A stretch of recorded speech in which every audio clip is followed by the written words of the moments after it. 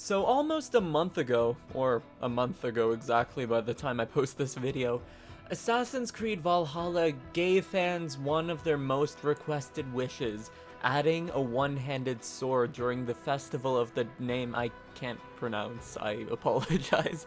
And now that the Siege of Paris DLC is finally out, we now have even more one-handed swords, which I am having a blast with personally, and I can imagine a lot of you guys are having fun with it too.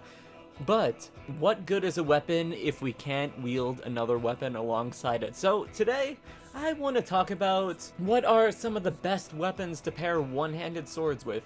I'm Umbruhh, and let's get into this video. So first off, we're gonna be going from worst to best, and so far, one of the worst weapon combinations I can think of is the one-handed sword and the flail. Now, while the flail may be a good weapon to use as a primary weapon, however, it just doesn't really mesh well with using a one-handed sword as a primary weapon. It has the same inconsistent flow if you were to use a two-handed weapon as your secondary, so like when you use a light and heavy attack, it feels like it works and then it feels slow. Like, the flow of the combat feels really inconsistent, and the special attack can be rather clunky and confusing to use sometimes, which can be a problem in combat. Another one on some of the worst combinations is the one-handed sword and the two-handed sword combo. So if you have to use this combo, at least use the two-handed sword as your primary and your one-handed sword as your secondary, or just don't use a secondary weapon for a one-handed sword. It just suffers from the same issues that the other two-handed weapons have, that I mentioned in the flail, where the combat feels inconsistent and the special ability where you charge forward can just be very awkward to use when doing this combo. And now we're going to be talking about some of the bad combinations, but not necessarily the worst compared to the first two that I just described. So I'm going to start this off with the one-handed sword and the heavy shield. So this weapon set is similar to if you were using a light shield. However, with a heavy shield, you cannot move while you're blocking, which leaves your movement really restricted, and I find that using a one-handed shield can block against most attacks just as well as a heavy shield, and a heavy shield just doesn't really offer a lot of advantages to make it worth it.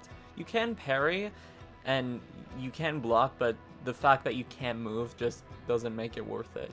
And another one in this category is the one-handed sword, and this is a group one, so a one-handed sword wielding either a two-handed axe, two-handed hammer, or scythe. So similarly to the two-handed sword and one-handed sword combo, the light and heavy attacks feel inconsistent. However, the special attacks from these weapons don't offer much to make them viable.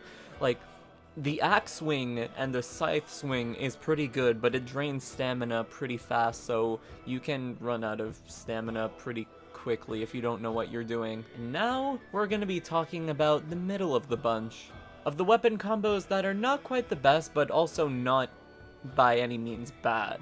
So I'm going to be starting this off with dual one-handed swords. Now, using dual one-handed swords is very similar to using a one-handed sword with a bearded axe, a dagger, or a hammer, in the sense where combat flows a lot more nicely compared to using a two-handed weapon, where Eivor combines the other one-handed weapon in with his attacks, which make it feel a lot more consistent and flow a lot better.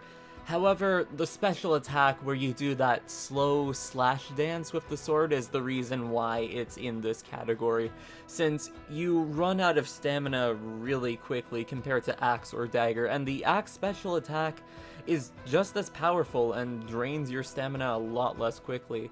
And additionally, ending the quote-unquote dance early puts you in an animation lock where you do a double slash, and it can make parrying pretty tricky and somewhat clunky. And another one in this category is the one-handed sword and the one-handed hammer. Now, using the one-handed sword and one-handed hammer can work pretty well, since, like the dual swords and the other one-handed weapon, Eivor uses the hammer when doing the light and heavy attacks, which feels a lot better than using a two-handed weapon, but similarly to the dual swords, the hammer special attack can be powerful and good at breaking defenses, but you also run out of stamina pretty quickly, and honestly, there are better options. And now we're gonna be talking about some of the higher tier combos that you can go with. So, I'm gonna start this off with the one-handed sword and one-handed axe. Overall, this is a pretty solid combo, similar to the other one-handed combos, and the special attack where you rapidly hack away at your enemies with your axe is a pretty good attack. It's not as good as if you had two axes, but it's still pretty good, and it's similar to the hammer special attack, but you're able to get a lot more hits in, and it doesn't consume as much stamina, although if you're not careful, you can run out of stamina pretty quickly. And another good combo is the one-handed sword and spear combo. Now, I expressed my issues with using a two-handed weapon as a secondary weapon, but with the spear, it's different. Now, for the spear special attack, it's great for fighting enemies from a medium range. You can pull them closer to you and fight them up close and personal with your sword and spear combo. Overall, this combo has a lot of versatility. And similarly to the two-handed weapons, attacks can feel inconsistent, but the special attack is what really makes this combo shine. Plus, you can basically be Hilda from Soul Calibur if you like fighting games, and what's wrong with that? And another good combo is the one-handed sword or the light shield combo. So if you are a Dark Souls fan or a Dark Souls noob, you might be familiar with this combo. So while the shield doesn't offer much other than solid defense, the shield is always good to have when blocking attacks. And since you can move around with a light shield compared to the heavy shield, it's great for players who want a good mix of defense and mobility.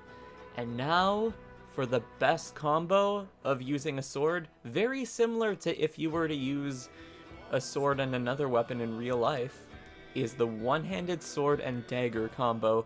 Definitely one of the best one-handed sword combos, if not the best. Especially if you also main Peacekeeper and For Honor. So, like the other one-handed weapon combos aside from Flail, Eivor incorporates the dagger into his light and heavy attacks, just like the other one-handed weapons, which makes combat flow really well. And you flow pretty well, too. Especially with the special attack where you dash forward and stab your enemies in a rapid succession. It's a great attack since it deals a lot of damage and you dash backwards at the end of it, which is great for sticky situations when your enemy is about to hit back and you can dash right out of there to dodge the hit. Additionally, this attack doesn't drain as much stamina as, let's say, an axe or another one-handed sword, leaving this combo an extremely versatile one that's powerful, light, and stamina conscious. But anyways, guys, I hope this all helps you. Comment down below whether or not you're using a one-handed sword, and if you're using any of the specific combos with it, or if you're just using a one-handed sword by itself. Subscribe for more content. I primarily make Final Fantasy XIV videos, although I love to make other content as well. Follow me on Twitter and Twitch, and I'll see you guys later. You guys are the best. Umbruhh, out.